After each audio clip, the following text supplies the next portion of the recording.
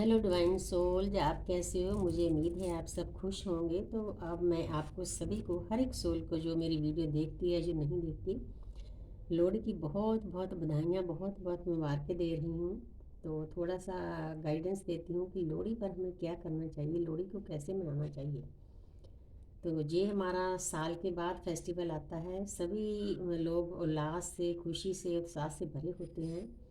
तो हमें सबको ब्लेसिंग देनी चाहिए, अपनी अरदास में पूरी प्रकृति को लेना चाहिए। सबसे पहले तो आपको ये काम करना चाहिए, यूनिवर्स को सरेंडर करना चाहिए, सेल्फ लव करना चाहिए। आपके आपके आसपास जो सोल्स हैं उनके साथ बैलेंस में रहना चाहिए, पूरी प्रकृति में बैलेंस करना चाहिए, पूरी प्रकृति को प्यार करना चाहिए, पेड़ पौधों को, जानवरों को, जैसे डॉग है, कैट है, गाय है, पशु है, पक्षी है, चिड़िया है, तितली है, प्लांट्स हैं, ट्रीज हैं, सभी के साथ एक जैसा व्यवहार करना चाहिए। क्योंकि हम भी कभी इस जून से निकल चुके हैं, तो इसीलिए हम एक ही हैं, वननेस में आना चाहिए। तो सेकंड नंबर पर मैं बताना चाहती हूँ कि हम बहुत सारा दान पुण्य करते हैं, सभी चीज़ें करते हैं। ये जो मौसम है ना इस वक्त, ये बहुत ठंड का मौसम है। देखो, हम किस्मत वाले हैं कि यूनिवर्स ने हमें इतने मतलब गर्म कपड़े, लीड़े, रजाई, हमें ब्लोअर दिए हैं, हीटर दिए हैं, गर्म पानी की बोतल दी है, मेडिसिन दी है, फ्रूट्स दिए हैं, ड्राई फ्रूट्स दिए हैं, खाने को मन मर्जी का खाना दिया है। लेकिन बहुत सारी सोल जिस धरती पर ऐसी है जिनके पास कुछ भी नहीं है, वो भी अपनी यात्रा पूरी करने आए हैं। हमने उनके लिए सोचना है। अगर हम अपने हिस्से में से थोड़ा सा हिस्सा उनको दान कर दे, दान उसको करना चाहिए जो लोड़वंद है, जिसके पास ये चीज़ें नहीं हैं, सर्दी में डालने के लिए कपड़े नहीं हैं, गर्म कंबल नहीं है, खाने के लिए कोई गर्म चीज़ नहीं है, लकड़ी नहीं है, चूल्हा जलाने के लिए, पेट में डालने के लिए खाना नहीं, उनको दान करने का इस महीने में बहुत बड़ा पुण्य होता है। इसीलिए इस मंथ में लोग बहुत सारा दान पुण्य करते हैं। तो आपको इसीलिए मैं थोड़ा सा गाइड करती हूँ। आपने लोड़वंदों को जितनी आपकी कैपेसिटी है, चाहे आपके पास 10 रुपये, 20 रुपये, 50 रुपये की कैपेसिटी है, अपनी कैपेसिटी के अनुसार करो। किसी की रीस नहीं है, क्योंकि यहाँ पर तो बहुत अबानी अंडानी हैं, टाटा बिरला वाले हैं, हम उनकी रीस नहीं कर सकते। अगर आप अच्छे मन से 100 रुपये का भी दान करोगे तो वो 1 करोड़ के बराबर हो सकता है। क्योंकि यूनिवर्स में हमारी फीलिंग दिखनी होती है कि हम किस एनर्जी में बैठ कर दान कर रहे हैं। तो इसीलिए थोड़ा सा मैं गाइड करती हूँ। सबसे पहले तो लोड़वंद को दान पुण्य करें और अपनी अरदास में उन सभी के लिए ब्लेसिंग दें। ये बहुत ज़रूरी है। जब हम अच्छी अच्छी ब्लेसिंग देते हैं सोने के टाइम, उठने के टाइम, इसीलिए मैं अरदास में ये सभी चीज़ें डालती हूँ। जिन लोगों ने मेरी अरदास ली है वो इस बात को बहुत अच्छे से समझते हैं। तो वहाँ पर पॉजिटिव एनर्जी डाली जाती है, वो पॉजिटिव एनर्जी चारों तरफ फैलती है। पहले तो वो हमें सभी को हील करती है, जितनी सृष्टि में लोग हैं, आत्माएं हैं, सभी को हील करती है, पेड़ पौधों को हील करती है, और साथ में मदर अर्थ की भी हीलिंग होती है। एक छोटी सी अरदास करने से बहुत सारे इस प्रकृति में काम अच्छे हो जाते हैं, चारों तरफ हमारे पॉजिटिव एनर्जी फैल जाती है। तो थोड़ा सा सॉरी, रेनोवेशन का काम चल रहा है, थोड़ी आवाज़ आ रही है मशीन की। तो मुझे गलती से पीछे वाला गेट खुला छोड़ दिया, मैं उठ भी नहीं सकती बीच में से, तो माइंड मत करना। तो यही मैं आपको बताना चाहती हूँ कि जी, सेवा करने के लिए रुपया पैसा कोई ज़रूरी नहीं है। मुझे भी 2-3 महीने हुए एक नई बात का पता चला है कि हम अपना ज्ञान भी दान कर सकते हैं। तो मैं सभी सोल्स को जो मेडिटेशन करती है, चक्र बैलेंस करती है, भजन करती है, नाम जपती है, उनको थोड़ा सा गाइड करती हूँ कि उनको 5-10% दान डोनेट कर देना चाहिए, अपना ज्ञान, अपनी भक्ति, ताकि जो दूसरी सोल जो नई भक्ति कर रही है उनके पास भी थोड़ा बहुत कुछ हासिल हो जाए।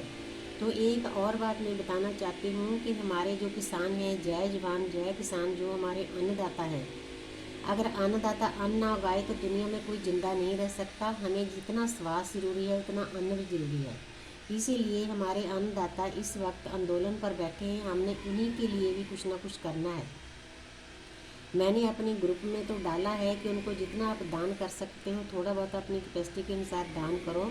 तो मेरे अंदर से इंट्यूशन आई कि मैं उनके पास जाऊं, उनसे पूछूं कि आपको किस चीज़ की ज़रूरत है। जितनी जितनी हमारी कैपेसिटी है उतना हम उनको दान कर सकते हैं। एक दान तो रुपये पैसे का है, दूसरा दान है जो हम भक्ति करते हैं, नाम जपते हैं, उसको भी आप डोनेट कर सकते हो उनको, उन लोगों को, ताकि उनके पास थोड़ा ज्ञान आए, उनके पास थोड़ी शक्ति आए, वो और अच्छे से आंदोलन कर सके हैं। और एक जगजीत सिंह डल्लेवाल हैं, वो मरण वर्त पर बैठे हैं, बुजुर्ग हैं, उनको आपकी बहुत ज़रूरत है। आप सब उन्हीं को ब्लेसिंग दें, अपनी जो भक्ति है, अपना जो मेडिटेशन है, उसका कुछ हिस्सा उनको डोनेट कर दें, ताकि उनकी ऊर्जा बढ़ सके। मैं आपको बताना चाहती हूँ कि यूनिवर्स ने मुझे गिफ्ट दिया है, मुझे मतलब अंदर से जो अमृत है हमारे तालू में होता है, वो थोड़ा थोड़ा टपकना शुरू हो गया है। ये परमपिता परमात्मा का आशीर्वाद है। अगर किसी और साधक के साथ ऐसा होता है तो आप अपने कुछ अमृत का हिस्सा भी उस बुजुर्ग को, हमारे किसान वीरों को दान कर सकते हो, डोनेट कर सकते हो। परमपिता परमात्मा को अरदास करेंगे तो वो चीज़ें उनके पास पहुँचेगी, ज़रूर पहुँचेगी, क्योंकि परमपिता परमात्मा की जो एनर्जी होती है ना, हमारे 3D में लोगों की एनर्जी से बहुत फास्ट होती है। अगर आप सच्चे मन से वो दान करोगे, वो दान उनके पास पहुंच जाएगा। सबसे पहले तो जितना आपके पास रुपया पैसा है, जितनी कैपेसिटी है, वो दान करो, उनको आशीर्वाद दो, पूरी प्रकृति को आशीर्वाद दो, जो हमारे किसान वीर बैठे हैं उनको आशीर्वाद दो, उनको अपनी भक्ति का कुछ दान करो, ज्ञान का दान करो, साधना का दान करो।